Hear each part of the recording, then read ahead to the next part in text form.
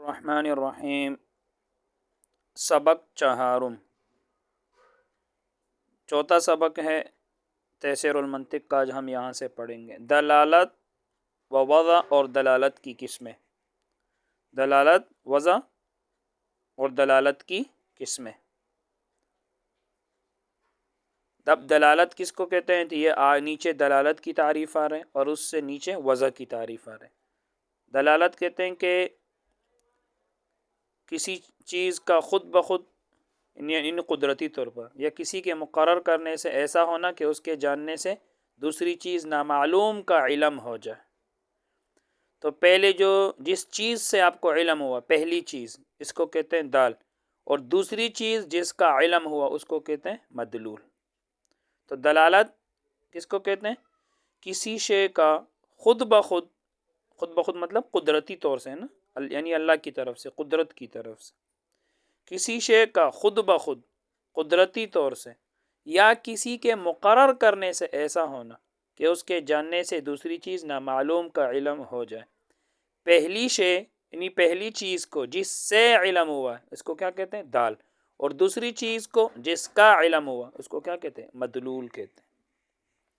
تو دلالت کہتے ہیں کسی چیز کا خود بخود قدرتی طور پر، خود بخود اور قدرتی دونوں ایک ہی چیز ہے، خود بخود کسی چیز کا خود بخود یا کسی کے مقرر کرنے سے ایسا ہونا کہ اس کے جاننے سے دوسری چیز نامعلوم کا علم ہو جائے۔ دیکھو بھائی، آپ رات کو سوئے اور صبح آپ نیند سے اٹھ گئے اور آپ نے کھڑکی سے باہر دیکھا، آپ نے دھوپ کو دیکھا۔ جب آپ نے کھڑکی سے باہر دیکھا تو آپ نے دھوپ کو دیکھا۔ تو جیسے ہی آپ نے دھوپ کو دیکھا تو آپ کو ایک اور چیز، ایک دوسری چیز کا علم ہو گیا، وہ کیا؟ سورج کا۔ جب دھوپ کو آپ نے دیکھا تو آپ کو معلوم ہو گیا کہ سورج نکل چکا ہے۔ تو دیکھو، ایک چیز سے دوسری چیز نامعلوم کا علم ہو گیا۔ دیکھو، دھوپ کو آپ نے دیکھا، آپ کو کس کا علم ہوا؟ سورج کا۔ تو یہ پہلی چیز جو ہے دھوپ، یہ ہے دال، اور دوسری چیز جس کا علم ہو گیا سورج، یہ ہے مدلول۔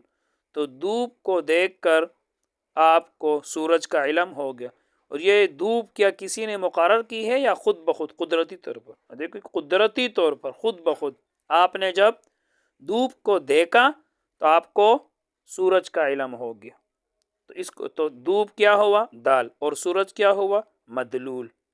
تو یہ خود بخود قدرتی طور پر۔ اسی طرح آپ موٹر سائیکل چلا رہے تھے،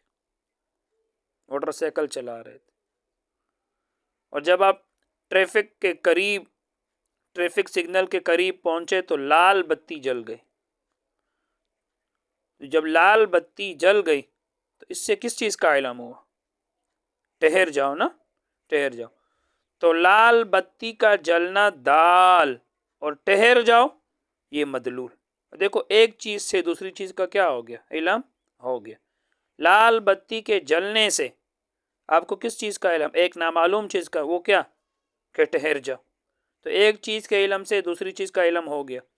تو لال بتی کا جلنا دال، اور ٹھہر جاؤ، رک جاؤ، یہ مدلول۔ اور یہ خود بخود یا کسی نے مقرر کیے؟ دیکھو، کسی نے مقرر کیے۔ تو لال بتی کو ٹھہرنے کے لیے مقرر کیا گیا ہے، لوگوں نے اسی لیے اس کو مقرر کیا ہے کہ لال بتی جب جلے گی تو آپ نے ٹھہرنا ہے، اور جب وہ یلو بتی جل جائے تو ریڈی، تیار۔ تو یلو بتی کا جلنا دال، اور ریڈی، تیار ہونا، یہ مدلول۔ دیکھو، ایک چیز سے دوسری چیز کا علم ہو جائے۔ اور جب وہ سبز بتی جلے تو گو۔ تو سبز بتی کا جلنا دال، اور چلو یہ کیا ہوا؟ مدلول، گو، یہ مدلول۔ دیکھو، ایک چیز سے دوسری چیز کا علم ہو گیا، اور خود بخود یا کسی نے مقرر کی ہے؟ دیکھو، کسی نے یہ مقرر کی ہے نا، سبز بتی کو جب جل جائے تو اس کا مطلب ہوتا ہے کہ ابھی آپ روانہ ہو جاؤ۔ تو سبز بتی کا جلنا یہ دال ہے، اور روانہ ہونا یہ مدلول ہے۔ تو یہ ہے، تو دلالت کس کو کہتے ہیں؟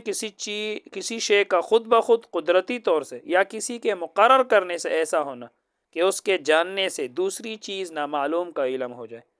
پہلی شے کو جس سے علم ہوا، اس کو پہلی شے کو کیا کہتے ہیں؟ دال۔ دال، یہ مشدد ہے لام، دال کا مطلب ہے دلالت کرنے والا۔ اور دوسری چیز کو جس کا علم ہوا اس کو کیا کہتے ہیں؟ مدلول. تو پہلی چیز کو دال کہتے ہیں دلالت کرنے والا، اور دوسری چیز کو مدلول کہتے ہیں یعنی جس پر دلالت کیا گیا. تو لال بتی کا جلنا دال، اس نے دلالت کیا، کس پر دلالت کیا؟ کہ رک جاؤ. تو رک جاؤ کیا ہوا؟ مدلول. یہ دھوئیں کی مثال دے رہے. دیکھو آپ نے دور سے دھواں دیکھا تو آپ کو کس کا پتہ چل گیا کہ وہ ایک عمارت کے پیچھے دھواں اٹھ رہا ہے. آپ نے دور سے دیکھا کہ عمارت کے پیچھے دھواں اٹھ رہا ہے، تو آپ کو کس چیز کا علم ہوا؟ آگ کا، کہ ادھر کہیں آگ لگی ہوئی. تو یہ دھوئیں کا اٹھنا یہ ہے دال، اور آگ یہ ہے مدلول. دیکھو دھوئیں کو جب ہم دیکھیں تو اس سے آگ کا علم ہم کو ضرور ہوتا ہے. بس دھواں دال یعنی یہ دلالت کر رہا ہے. دھواں کس چیز پر دلالت کر رہے؟ آگ. تو آگ کیا ہوا؟ مدلول. اور دھوئیں کا اس طور پر ہونا کہ اس کے علم سے، اس کے جاننے سے آگ کا علم ہوتا ہے، یہ ہے دلالت. آپ کو دیکھو دلالت سمجھ میں آ گئی. تو یہ جو دھواں اٹھ رہا ہے اور آپ نے دور سے دھوئیں کو دیکھا اور آپ کو آگ کا علم ہوا، تو یہ خود بخود یا کسی نے مقرر کیے؟ خود بخود. اس لیے کہ دھوئیں کو آگ کے لیے تو کسی نے مقرر نہیں کی، یہ قدرتی طور پر. تو یہی ہے کسی شے کا خود بخود قدرتی طور سے یا کسی کے مقرر کرنے سے ایسا ہونا کہ اس کے جاننے سے نامعلوم چیز کا علم ہو جائے. تو پہلی چیز کو دال کہتے ہیں یعنی دلالت کرنے والا، اور دوسری چیز کو مدلول کہتے ہیں جس پر دلالت کیا. پس دھواں دال اور آگ مدلول، اور دھوئیں کا اس طور پر ہونا کہ اس کے علم سے آگ کا علم ہوتا ہے، یہ دلالت ہے. تو ٹریفک میں لال بتی کا جلنا اس طور پر جلنا کہ اس کے جاننے سے رک جانے کا علم ہوتا ہے، یہ ہے دلالت. لال بتی کا اس طور پر جلنا کہ اس کے علم سے رکنے کا علم ہوتا ہے، یہ کیا ہے؟ دلالت. دوسرا ہے وضع. وضع ایک چیز کا دوسری چیز کے لیے وضع کر دینا، خاص کر دینا، مقرر کر دینا. وضع کس کو کہتے ہیں؟ ایک شے کا دوسری شے کے لیے، دوسری شے کے ساتھ، دوسری چیز کے ساتھ خاص کر دینا یا دوسری چیز کے لیے مقرر کر دینا کہ پہلی شے کے علم سے دوسری شے کا علم ہوتا ہے. تو پہلی چیز کو موضوع کہتے ہیں اور دوسری چیز کو جس کا علم ہوا اس کو کیا کہتے ہیں؟ موضوع لہو کہتے ہیں. دیکھو چاقو جو ہے، لفظ چاقو، چاقو کس کو کہتے ہیں؟ آپ کو پتہ ہے کہ پیچھے اس کا وہ لکڑی کا دستہ ہوتا ہے اور آگے اس کا وہ پھل ہوتا ہے، وہ لوہے کا جو تیز دار جو ہوتا ہے اس کو پھل کہتے ہیں نا. وہ دوسرا پھل نہیں کھانے والا. تو پیچھے وہ لکڑی کا دستہ ہوتا ہے اور آگے اس کا وہ دھار ہوتا ہے وہ لوہے کا، اس کو کیا کہتے ہیں؟ پھل. دیکھو چاقو کو مقرر کیا گیا ہے، خاص کیا کس کے لیے؟ وہ دستے اور پل کے لیے. کہ جیسے ہی میں چاقو بولتا ہوں تو آپ کے ذہن میں فوراً اس کی صورت آ گئی کہ پیچھے اس کا وہ لکڑی کا دستہ ہوتا ہے اور آگے وہ تیز دھار ہوتا ہے، پھل. تو دیکھو تو یہ چاقو کیا ہوا؟ موضوع، اور وہ پھل اور دستہ کیا ہو گیا؟ موضوع لہو. جیسے لفظ چاقو کو مجموعات دستہ اور پھل کے لیے، یعنی دستہ اور پھل کو ملا کر مجموعہ دستہ اور پھل کے لیے مقرر کر دیا گیا کہ جب لفظ چاقو ہمارے کان میں پڑتا ہے تو فوراً دستہ اور اس کا پل، پیچھے وہ جو لکڑی کا دستہ اور آگے اس کا جو لوہے کا دھار ہوتا ہے، وہی ہماری سمجھ میں آتا ہے، دوسری چیز نہیں آتی. تو چاقو موضوع ہے اور وہ دستہ وغیرہ، دستہ اور وہ پھل جو ہیں وہ موضوع لہو ہے. اور اس طرح مقرر کر دینا اور خاص کر دینا اس کو کیا کہتے ہیں؟ وضع کہتے ہیں.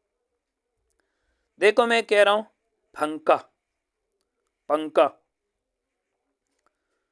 تو دیکھو جیسے ہی میں نے پنکھے کا نام لیا تو دیکھو یہ اوپر پنکھا چل رہا ہے، اس کے ایک لوہے کا یہ ڈنڈا ہے جو اوپر چھت سے لگا ہوا ہے اور نیچے اس کے 3 پر ہے. دیکھو تو پنکھے کا لفظ کس کے لیے وضع کیا گیا ہے؟ کس کے لیے خاص کیا گیا ہے؟ یہ جو اوپر یہ جو ڈنڈا ہے جو چھت سے لٹک رہا ہے اور 3 اس کے پر ہے. تو یہ پنکھا کیا ہوا؟ موضوع. یہ پنکھا کا یہ جو لفظ ہے، یہ موضوع ہوا. اور یہ ڈنڈا اور اس کے یہ جو 3 پر ہے یہ کیا ہوا؟ موضوع لہو.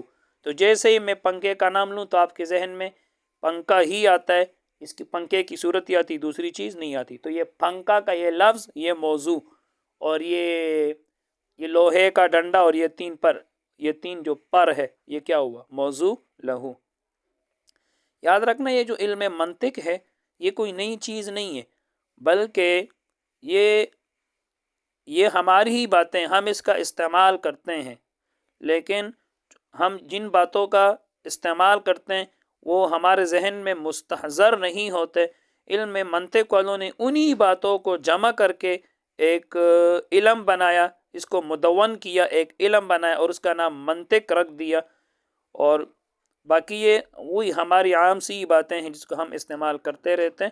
بس علم منطق والوں نے اس کو ایک فن کا نام رکھا، ان باتوں کو جمع کر کے ایک فن کا نام رکھا، اور اس سے ذہن تیز ہوتا ہے علم منطق سے۔